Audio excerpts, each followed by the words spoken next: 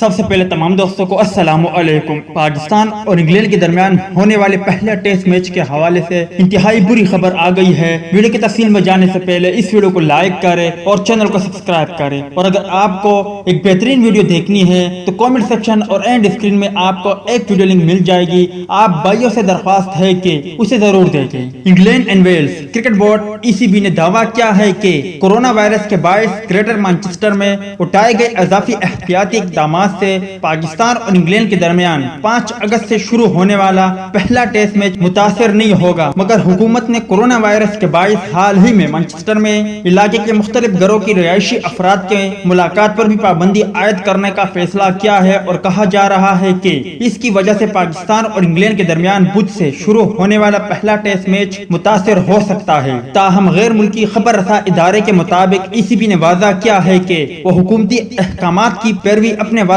کردہ سخت SOPs پر عمل کرتے ہوئے کریں گے، اور میچ بھی شیڈول کے مطابق کھیلا جائے گا۔